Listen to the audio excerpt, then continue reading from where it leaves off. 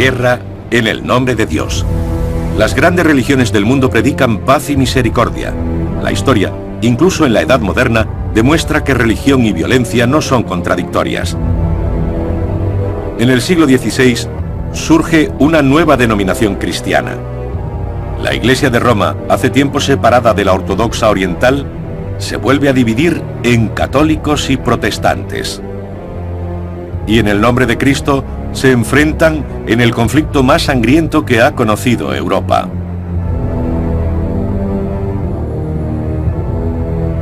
Guerras santas, cristiano contra cristiano.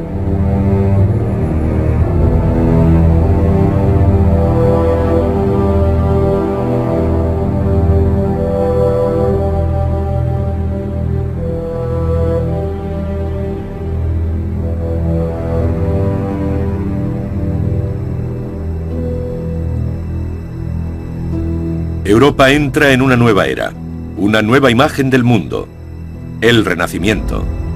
Todo está en continuo cambio. La astronomía y otras ciencias de la naturaleza, el arte y la arquitectura. El modo de ver el mundo se transforma radicalmente. La perspectiva se convierte en naturalista, realista. Valientes marinos, especialmente portugueses y españoles, se aventuran en extraños mundos desconocidos.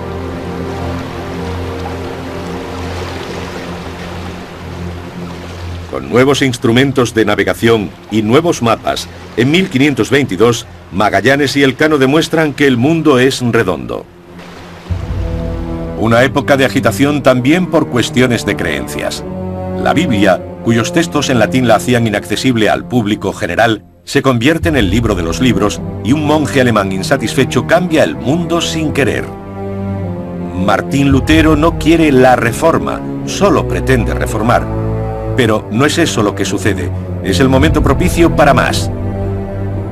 Un nuevo invento, la imprenta, una revolución técnica que posibilita otra espiritual. Was Gutenberg mit der La imprenta de Gutenberg, la impresión mediante tipos móviles, favorece la movilidad y mejora la comunicación hasta límites antes no solo insospechados, sino inimaginables.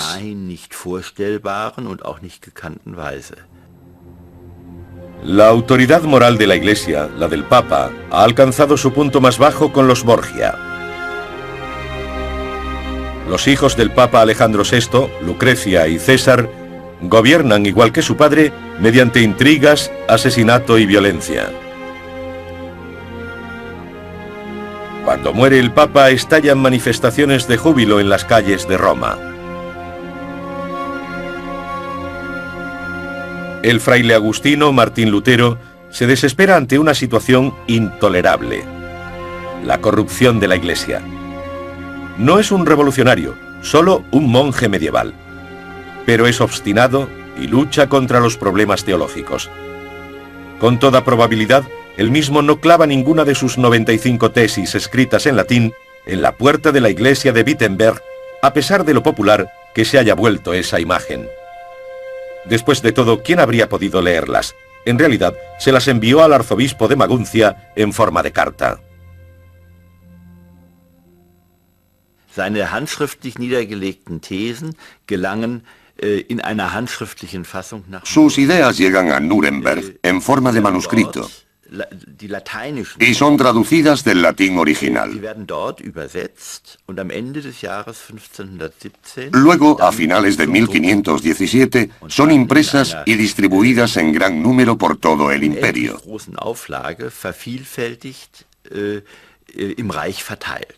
Lutero no tuvo nada que ver con ello, y por supuesto, no era eso lo que pretendía.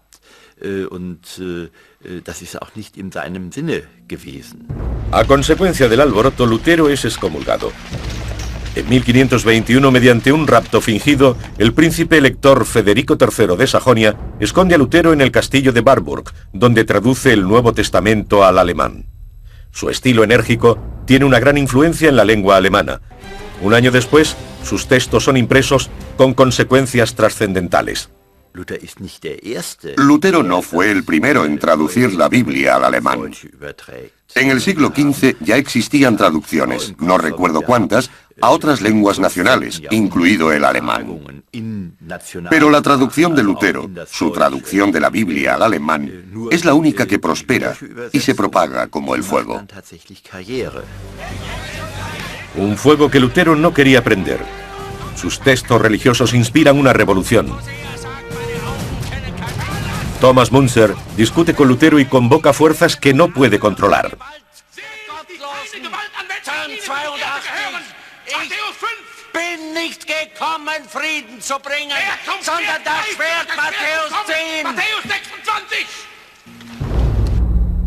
Al principio favorable a los insurgentes, Lutero apela a los príncipes reinantes para que adopten duras medidas contra las hordas de campesinos que se dedican a robar y a matar. No quiere que lo asocien con las brutalidades que cometen. No le gusta Müntzer y no quiere unirse a la revolución.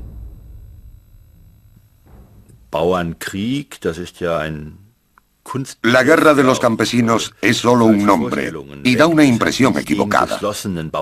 No fue una guerra tal como la entendemos, fue más bien una serie de levantamientos aislados. Las revueltas de campesinos constituyen una tradición en los siglos XIV y XV. Pero los príncipes no reaccionan como pretendía Lutero. Y sufre con la reforma tanto como ha influido en ella. No tiene control sobre los acontecimientos. La reforma atrae a fanáticos. Las revueltas contra el poder del clero llegan a todas partes. Los iconoclastas atacan iglesias. En Münster, los anabatistas rigen durante unos meses un estado totalitario. Exigen la propiedad compartida de los bienes y la prohibición del matrimonio. Cuando se aplasta la rebelión, los cadáveres de los cabecillas son expuestos en jaulas. La reforma se extiende por toda Europa, dividiéndola en diferentes facciones. Zwinglio en Zúrich, Calvino en Ginebra. Incluso Escocia tiene su propio héroe local en la persona de John Knox.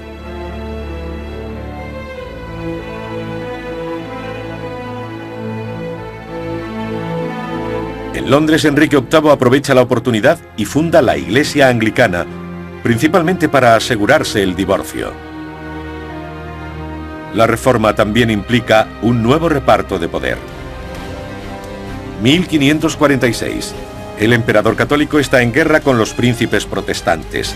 La primera guerra interconfesional. Tras la victoria del emperador, se alcanza un compromiso de paz. Los ciudadanos deben adoptar la fe de su gobernante. Der Augsburger Religionsfrieden schafft insofern etwas Neues. La paz religiosa de Augsburgo acaba en algo totalmente nuevo, reforzando algo que ya existía. El estatus del imperio a un nivel superior de las diferentes facciones.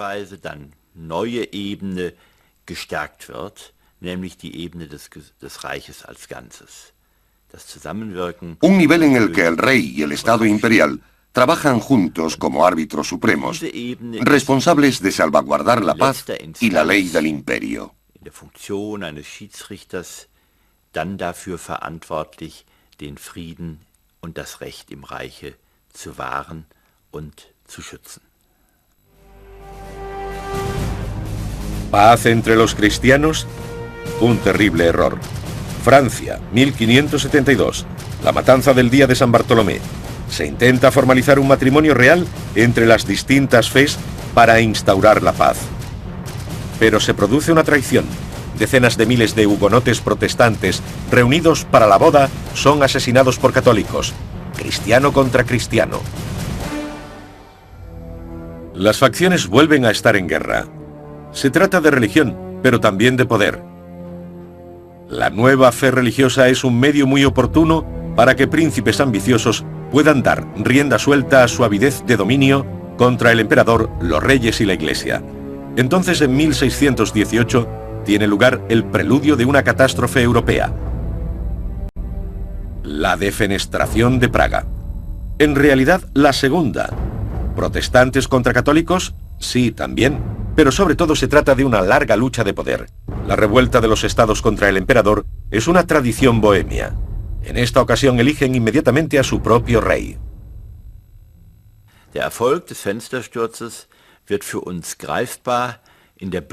El éxito de la defenestración de Praga se entiende mucho mejor leyendo el Acta de Confederación Bohemia de 1619. Se trata de un documento mediante el cual el Estado bohemio define lo que quiere respecto a lo que posteriormente llamaremos Estado. No abolen la monarquía, ya que necesitan un rey para legitimar su posición. Pero limitan su papel a tal extremo que en el concepto de Estado corporativo, como lo define la nobleza bohemia, no es más que un maestro de ceremonias.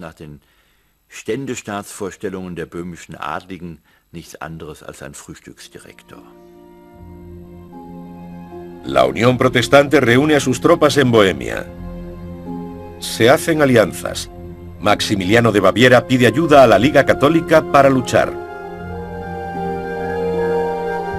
Viena. Los protestantes bohemios se niegan a reconocer al recién elegido emperador. Estalla la guerra. Se suceden décadas de conflictos. El nuevo emperador Fernando I lucha por el catolicismo.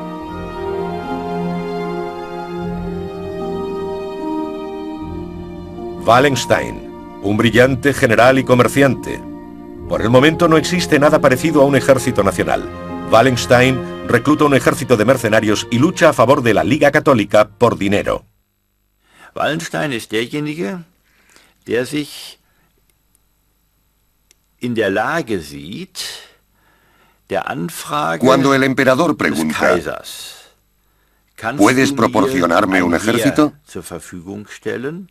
Wallenstein se vio perfectamente capacitado, como hombre de negocios, para ofrecerle ese servicio. Als Wirtschaftsunternehmer gleichsam diese Dienstleistung erbringen kann. Las primeras victorias católicas. El rey bohemio es derrotado. Los protestantes pierden una serie de sangrientas batallas. En Bohemia, los éxitos católicos van seguidos de una represión brutal. Pero ahora los daneses temen por la seguridad de su poder en Europa. Entran en guerra con los Habsburgos católicos. La suerte de la guerra es caprichosa, pero Wallenstein casi siempre sale victorioso. De nuevo el emperador triunfa sobre los protestantes. Der 30-jährige Krieg ist wohl in den 1620er Jahren En la década de 1620, la Guerra de los 30 años es principalmente religiosa, en la que empiezan a involucrarse poderosos grupos políticos. Y desde el 1630 en adelante, la guerra se convierte en un conflicto secular, una lucha de poder europea, en la que la religión sigue jugando un papel importante, aunque no dominante. In dem Religion auch noch eine Rolle spielt, aber längst nicht mehr eine dominierende. Una guerra que se perpetúa. Las naciones toman posiciones. Nadie domina durante mucho tiempo. Las potencias que consiguen ventaja a corto plazo no tardan en ser reducidas por el resto. En todas partes, los ejércitos de mercenarios toman lo que necesitan de la población civil. La guerra se alimenta de guerra, dice la gente. Los soldados están considerados la escoria de la tierra y matan por dinero. Para los mercenarios solo cuenta el dinero. Diese Söldner übten ein Handwerk. Estos mercenarios solo cumplían con su trabajo. Sie achteten vor allen Dingen darauf, Sobre todo, se aseguraban de cobrar a su debido tiempo. Si no, cambiaban de bando. Wechselten sie die Fronten. 1630. Gustavo Adolfo, rey de Suecia, entra en guerra. La sede de su poder, la región báltica, es reclamada por los católicos. Un error. El monarca sueco se convierte en abanderado de la causa protestante y tiene la suerte de su lado. Una ironía del destino. Wallenstein, el brillante comandante de la Liga Católica, acaba de ser despedido por el emperador. Una concesión a jesuitas, españoles y los estados que lo odian. En 1631 las fuerzas católicas asedian por sorpresa a la ciudad protestante de Magdeburgo. Lo que allí sucede no tiene comparación ni siquiera la Guerra de los 30 años en su totalidad. Una orgía de brutalidad, tierra quemada, la ciudad es arrasada hasta los cimientos. La población es aniquilada casi por completo. Gustavo Adolfo el Protestante del Norte jura venganza. Sus tropas victoriosas avanzan hacia el sur. Augsburgo, un bastión protestante. Anteriormente había sido una ciudad en la que todas las facciones convivían en paz. Allí los soldados del rey sueco son recibidos como ángeles de salvación. Una esperanza histérica en una tierra desahuciada. Pero esos hombres solo traen muerte, miseria y devastación. Los soldados suecos también son mercenarios. La guerra es su negocio. Lo que los bávaros sufren poco después se parece mucho a lo que cuentan los pocos supervivientes de Magdeburgo. Todos los mercenarios son iguales. Por primera vez en la Guerra de los 30 años, los campesinos se enfrentan a los mercenarios. Los soldados dejan a su paso un rastro de devastación sin importar si luchan o no, o la causa a la que sirven. En tiempos tan peligrosos, se requiere el regreso de Wallenstein. Muchos desconfían de este general presumido y sin escrúpulos, pero es la única persona capaz de detener el avance sueco. La situación desesperada exige medidas desesperadas. Los dos comandantes se enfrentan en el sur de Alemania. Una batalla de titanes, Wallenstein contra el ejército de Gustavo Adolfo. El resultado, victoria de Suecia, pero una victoria al precio de desastre.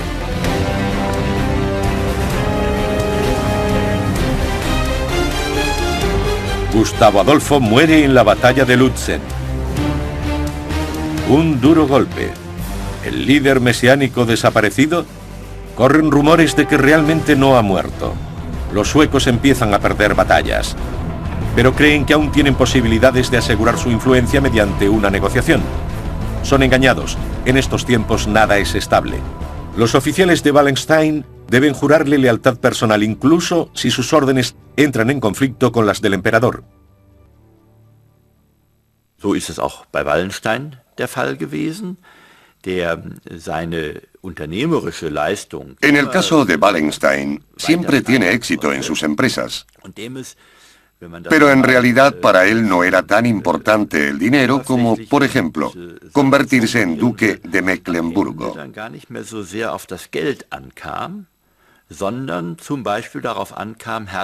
Una promoción en su rango social que lo colocaría a la altura de los príncipes del Sacro Imperio Romano Germánico. Der ihn den Reichsfürsten des Heiligen Römischen Reiches gleichstellte. Wallenstein se vuelve demasiado poderoso. ¿Cuáles son sus verdaderas intenciones? Entre otras cosas, negocia con los suecos un acuerdo de paz. ¿Quiere el belicista ser algo más que un duque? No solo a los jesuitas les gustaría deshacerse de él. El emperador ordena su captura vivo o muerto. El capitán irlandés que lo apuñala en Níger solo es el brazo ejecutor de los numerosos enemigos que tiene. Un final poco glorioso para este notable caudillo de ejércitos.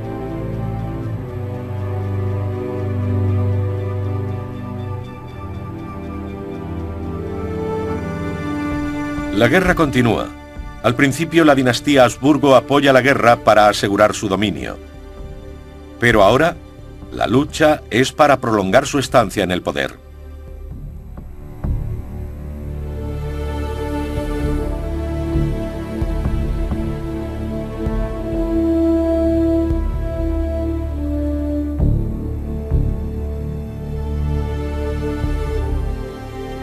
En 1635, y ante la insistencia del cardenal Richelieu, Francia entra en la guerra.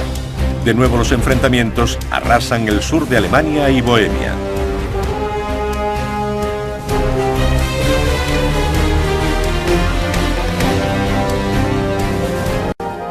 Hasta 1648 la gente no empieza a hartarse de tanta carnicería. Suecia y Francia, las potencias restantes, garantizan el fin de las hostilidades. Se firma la Paz de Westfalia. se basa en el antiguo documento de la paz religiosa de Augsburgo de 1555. Tras 30 años de guerra, una verdad amarga, empezar de cero. Aún así, todo ha cambiado. No obstante, para el pueblo llano, la firma del tratado no trae la paz. Erst wenn der letzte Söldner ein Land verlassen hat, oder auch nur ein Dorf verlassen. Solo cuando el último mercenario abandona el país o el pueblo, regresa la paz a la gente corriente. Y en Sajonia, eso no tiene lugar hasta 1650. Muchos documentos se refieren a ese momento como el fin de la guerra de los 32 años. 32-jährigen Krieg die Rede. Por fin terminan las matanzas.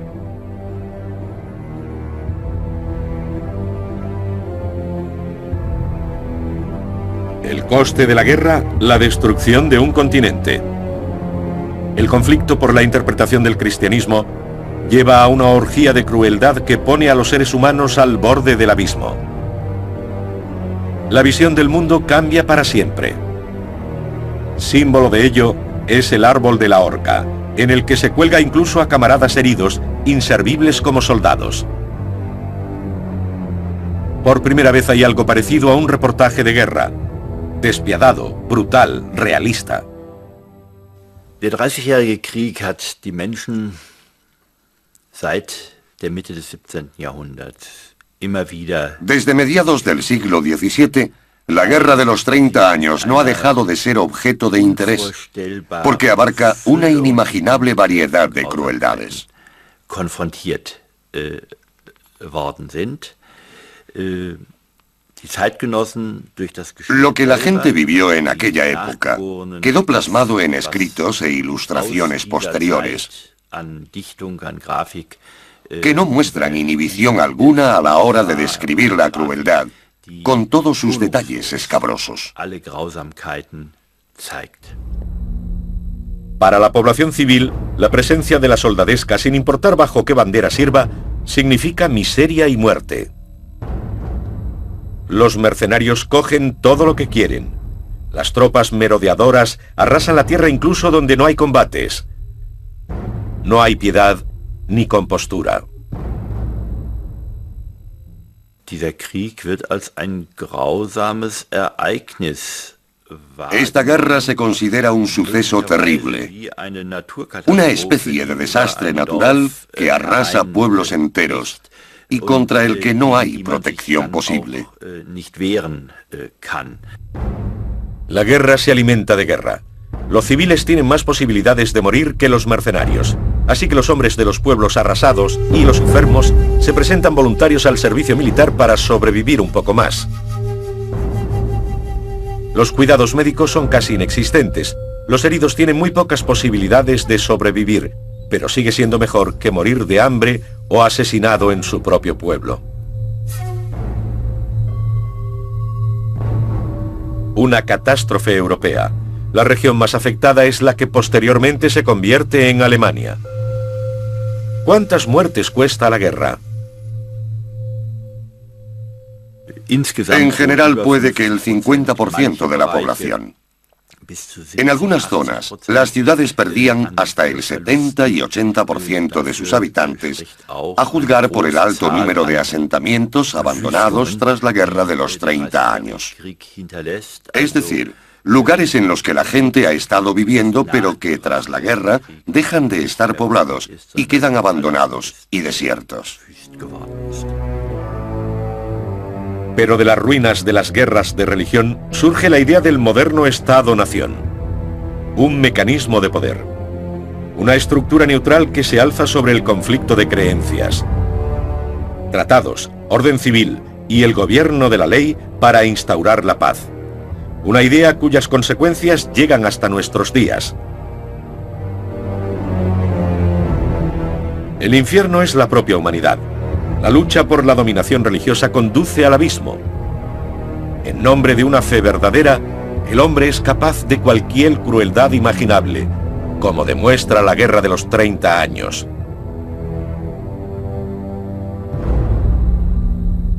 Por naturaleza, el hombre es, y siempre ha sido, avaricioso, egoísta y cruel. Solo una fuerte represión lo obliga a mantener la paz. El hombre es un lobo para el hombre, escribe el filósofo inglés Thomas Hobbes. Hobbes zieht daraus die Konsequenz, dass der Mensch zu Hobbes concluye que para que el hombre pueda vivir en condiciones de coexistencia pacífica, debe ser sometido a una disciplina. Debe ser controlado en todos los aspectos de su vida por un poder. Un poder que solo puede ser ejercido por el Estado.